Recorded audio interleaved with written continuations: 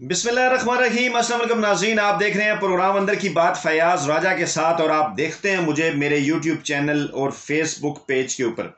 बिलाखिर कौमी असम्बली में कायदे हिज़्ब इख्तिलाफ शहबाज शरीफ कोर्ट लखपत जेल से रिहा हो गए।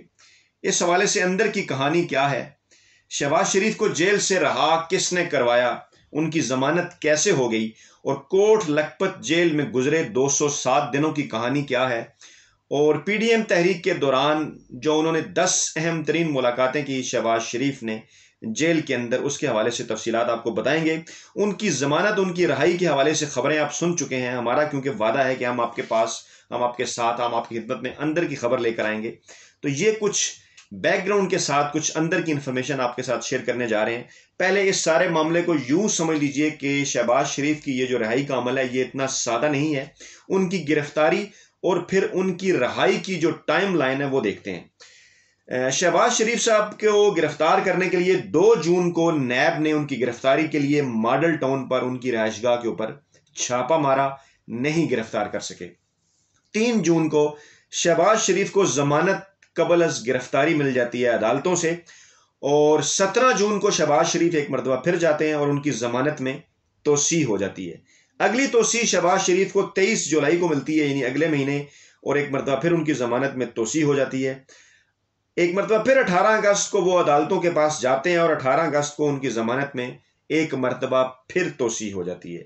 5 सितंबर को वो अदालतों का अगला चक्कर लगाते हैं और 5 सितंबर को उनकी जमानत में मजीद तोसी हो जाती है। उसके बाद फिर 23 सितंबर को एक बार फिर उनकी जमानत में तोसी होती है। यहाँ एक बात जहन में रखिए कि इसी दौरान पीडीएम बनती है, ऑल पार्टीज कॉन्फ्रेंस होती है और 20 सितंबर को उसका इजलास होता है। 23 सितंबर को जमानत में तोसी मिलती है, लेकिन उसके बाद क्या होता है, पीडीएम जो है वो अपने मुतालबात सामने रखती है और उन मुतालबात पर अच्छी तरह से गौर करते हैं। शहबाज शरीफ भी वो देखते हैं कि सियासी हालात क्या रुख इख्तियार कर रहे हैं, और उसके बाद 28 सितंबर को जब वो अदालत में पेश होते हैं तो वो अपनी बेल में एक्सटेंड करने के हवाले से मजीद कोई दरख्वास्त नहीं करते, बल्कि वो एक्सटेंशन अपनी वापस ले लेते हैं, जो कि मीडिया में उस तरह से रिपोर्ट नहीं होती, और ये कहा जाता है कि शहबाज शरीफ को गिरफ्तार कर लिया गया। हालांकि शहबाज शरीफ एक मरतबा फिर अगर जमानत में तोसी मांगते तो जिस तरह से उन्हें जमानत में तोसी मिल रही थी वो तोसी उन्हें जरूर मिल जाती। ये अंदर की बात है जो आपके साथ मैं शेयर कर रहा हूं। और 28 सितंबर को शहबाज शरीफ वो तोसी अपनी वापस ले लेते हैं, दरख्वास्त वापस ले लेते हैं, और वहीं कमराए जो कमरा अदालत का जो अहाता है, जो अहाता अदालत है, वहीं से शहबाज शरीफ को गिरफ्तार किया जाता है और उन्हें कोर्ट लखपत जेल में डाल दिया जाता है। कोर्ट लखपत जेल में शहबाज शरीफ 28 सितंबर से लेकर और 23 अप्रैल यानी आज के दिन तक तकरीबन 206-7 दिन जो है वो वहां पर गुजारते हैं। लेकिन इन 207 दिनों की कहानी इतनी सादा और आसान नहीं है। पहले फिर यह समझ लीजिए कि शहबाज शरीफ और नवाज शरीफ की सियासत के हवाले से हमेशा से यह कहा जाता रहा कि दोनों जो भाई हैं वो सरमायाकारी और होशियारी के ऊपर यकीन रखते हैं। उनके जो सियासी मुखालफिन हैं, उनके जो करीबी दोस्त हलीफ हैं, उनके जो हरीफ हैं, वो सब ये बात कहते हैं कि एक भाई अगर गला पकड़ता है तो दूसरा भाई पैर पकड़ता है। पहले गला पकड़कर मामला हल करवाने की कोशिश की जाती है, और अगर इनकार हो जाए तो फिर पैर पकड़कर मामले को हल कराया जाता है। शहबाज शरीफ और नवाज शरीफ के साथ जो करीब तरीब जो पाकिस्तान की सियासत में खानदान रहा, जिन्होंने उनके साथ बड़ा अरसा गुजारा, वो चौधरी खानदान है। और चौधरी शुजात अपनी किताब में जो कुछ लिखते हैं उसके लुबे लबाब कुछ यूं है कि नवाज शरीफ जो है वो उन्हें नुकसान पहुंचाया करते थे, और शहबाज शरीफ जो है वो उनके पास मिन्नत तरले के लिए पहुंच जाया करते थे। और एक ऐसी मुलाकात के अंदर जबकि नवाज शरीफ उन्हें काफ़ी ज़्यादा नुकसान पहुंचा चुके थे, शहबाज शरीफ ने उठकर जो है वो परवेज इलाही का माथा चूमा और उनसे माफ़ी मांगी। यानी एक भाई गला पकड़ता था और दूसरा भाई जो है वो पैर पकड़ता था।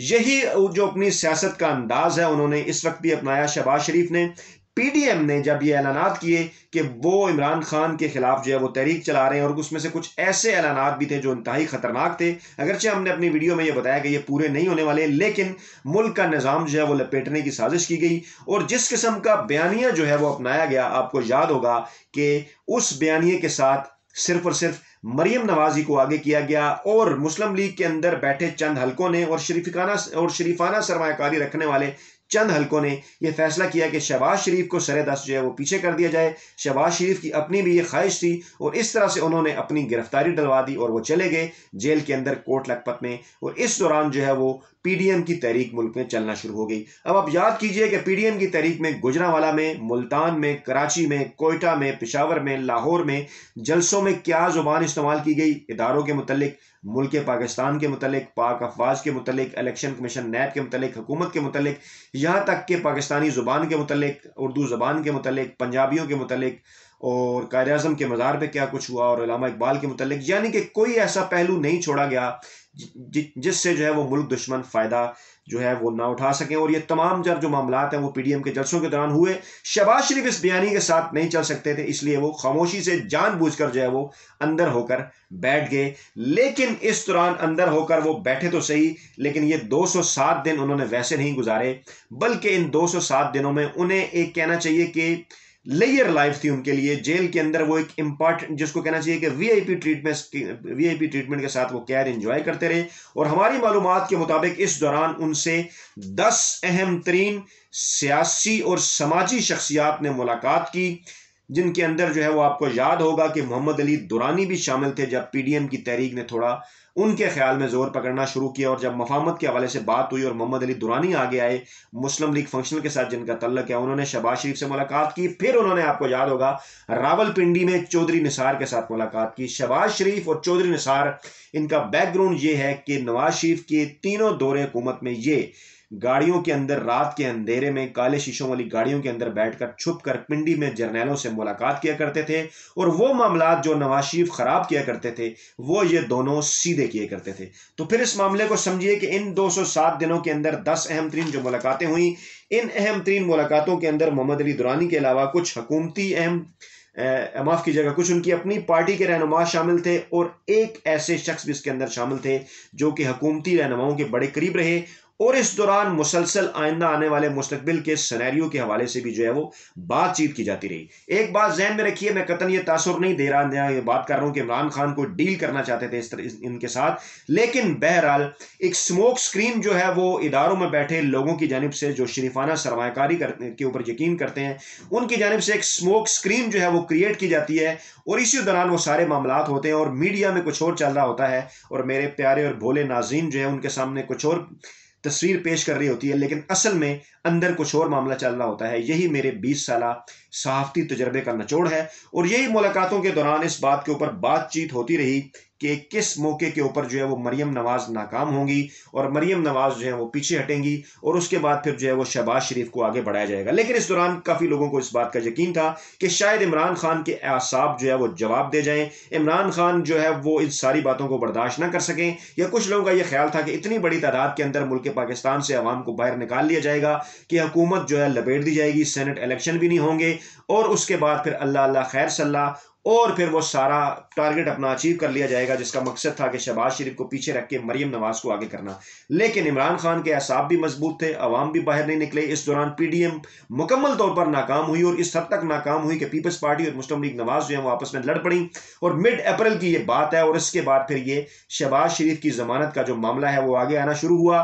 जरा समझिए इस बात को कि पीडीएम की नाकामी के फौरन बाद ही शहबाज शरीफ की जमानत का मामला एक मरतबा फिर क्यों सामने आया। और इसी दौरान हमजा शहबाज भी रहा हुए, उनसे बिलावल भुट्टो जरदारी की भी मुलाकात हुई और बिलावल भुट्टो जरदारी ने यह बात भी की कि हमजा शहबाज का हक है पंजाब के अंदर और शहबाज शरीफ और हमजा शहबाज से वो बात करेंगे, लेकिन मुस्लिम लीग नवाज से उनकी बात नहीं होगी। इसी दौरान जो है वो लाहौर हाई कोर्ट में जल्दी में उनकी जमानत का केस लगता है और इतनी जल्दी की जाती है कि एक जज इख्तलाफी नोट लिखते हैं, जस्टिस असजद गर्राल, लेकिन इसके बावजूद सरफराज जोगर अपनी तरफ से, जो मुअज़्ज़ज़ जज, अपनी तरफ से फैसला लिखकर उनकी रिहाई का हुक्म जो है वो जारी कर देते हैं।